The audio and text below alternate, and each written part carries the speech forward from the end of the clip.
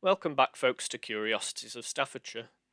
Today we're talking about a site that I last visited a few years ago, before the pandemic, and it's probably one of the most notorious of all the locations I've visited so far. The location in question is the site of RAF Fauld, near to Hanbury in Staffordshire, which in 1944 became the site of the largest munitions-based explosion in both World Wars up until that point, when an accident triggered around 3,600 tons of high explosive stored in tunnels, which opened up a quarter-mile diameter scar on the quaint Staffordshire countryside, causing extensive damage and unfortunate loss of life. The explosion remains one of the largest non-nuclear explosions in history, and the largest on UK soil. Unfortunately, I don't have any video footage from the visit, but I was able to take a number of photographs along the way, which I'll be showing during the course of this video. The first photo of the site that we see was taken in 1944 from an aerial reconnaissance aircraft, and you may be forgiven for thinking that you're looking at the surface of the moon rather than the English countryside, such was the power of the explosion. The second photo is an official photo taken at the site shortly afterwards. In addition to the main explosion, a secondary stockpile of incendiary bombs was also ignited, which burned for hours, and a nearby reservoir was badly damaged, which caused extensive flooding to nearby properties up to a radius of about half a mile, including a nearby gypsum mine. It's estimated that 31 fatalities were caused by this additional damage alone.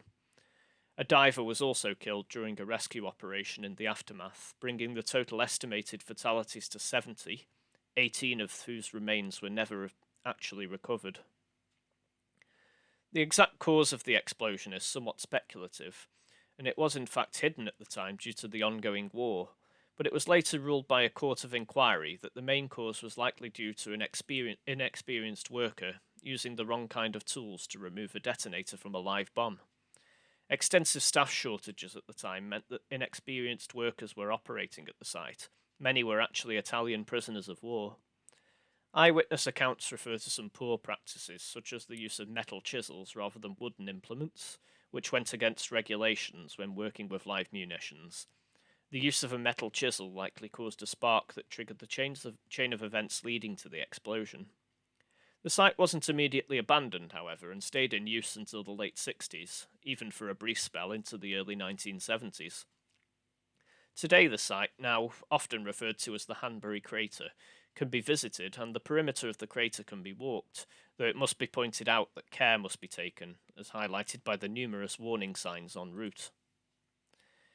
There's still a number of potentially dangerous unexploded munitions on the site due to the impracticality of removing them completely. Therefore, please stay safe, observe the signs, and keep to the dedicated footpath along the perimeter.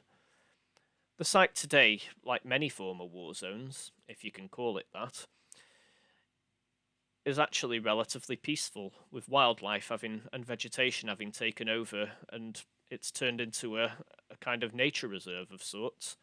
It's hard to imagine when you're walking around what actually happened here 70 years ago. I'd highly recommend a visit to the area, as it's very picturesque, with numerous walking routes of varying degrees of difficulty and length. Most start from the nearby Cock Inn pub.